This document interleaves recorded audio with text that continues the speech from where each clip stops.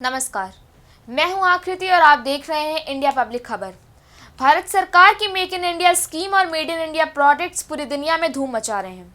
भारत ने अमेरिका के स्मार्टफोन बाजार में हिस्सेदारी तेजी से बढ़ रही है। हाल ही में आई एक रिपोर्ट के मुताबिक भारत ने 2025 के सेकेंड क्वार्टर यानी अप्रैल, मई और जून के महीने में अमेरिका के स्मार्टफोन बाजार में चीन को पीछे छोड़ते हुए सबसे बड़ा निर्यातक बनने की दिशा में प्रगति की है।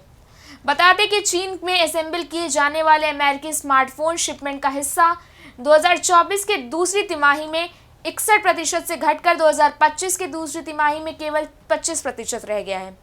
वहीं मेड इन इंडिया स्मार्टफोन की मात्रा में 240% की सालाना वृद्धि दर्ज की गई है।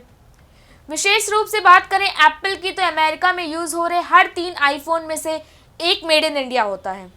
स्मार्टफोन अब भारत से अमेरिका को सबसे ज्यादा एक्सपोर्ट किए जाने वाले उत्पादों में शामिल हो गया है। हालांकि अमेरिका के राष्ट्रपति डोनाल्ड ट्रंप ने भारत से एक्सपोर्ट हो रहे आईफोन्स पर 25% टैरिफ लगाने की धमकी दी थी, लेकिन बावजूद इसके एप्पल की भारत में आईफोन की मैन्युफैक्चरिंग को लेकर उत्सुकता बढ़ती जा रही है और इसकी वजह है अमेरिका और चीन के बीच व्यापारिक तनाव और एप्पल का भारत में अपनी सप्लाई चेन को तेजी से शिफ्ट करना। एप्पल ने अपनी चाइना प्लस वन रणनीति के तहत भारत में उत्पादन क्षमता को तेजी से बढ़ाया है। 2025 तक एप्पल अपने अधिकांश स्मार्टफोन निर्यात को अमेरिका के बाजार में भेजने के लिए भारत को अपनी सप्लाई चेन का केंद्र बनाएगा। एप्पल ने भारत में आईफोन 16 सीरीज के प्रो मॉडल की मैन्युफैक्चरिंग और असेंबलिंग भी शुरू कर दी है। हालांकि अमेरिकी बाजार के लिए प्रो मॉडल की सप्लाई के लिए अभी भी चीन पर निर्भरता बनी हुई है। एप्पल ही नहीं, सैमसंग और मोटोरोला जैसे कई और बड़े ब्रांड्स भारत से अमेरिका को स्मार्टफोन निर्यात करने में वृद्धि कर रहे हैं। अमेरिका में भारत के स्मार्टफोन एक्सपोर्ट में तेजी से हो रही इस प्रगति ने चीन की टेंशन बढ़ा दी है। 2025 में अमेरिका में स्मार्टफोन शिपमेंट में 1% की वृद्धि हुई, जो मुख्य रूप से टैरिफ संबंधी चिंताओं और वैश्विक सप्लाई चेन की अनिश्चितताओं के बीच विक्रेताओं द्वारा डिवाइस इन्वेंट्री को बढ़ाने के कारण हुई।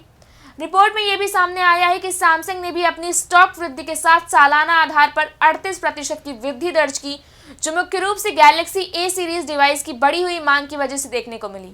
कोविड के बाद भारत की मैन्युफैक्चरिंग इंडस्ट्री काफी तेजी से वृद्धि कर रही है। कोविड से पहले जहां भारत की इस इंडस्ट्री को लेकर कई अटकलें थी और ये अनुमान लगाए जा रहे थे कि भारत की मैन्युफैक्चरिंग इंडस्ट्री ठप हो जाएगी, वहीं दूसरी तरफ भारत की इस इंडस्ट्री के विभिन्न क्षेत्रों में काफी ग्रोथ देखने को मिली है।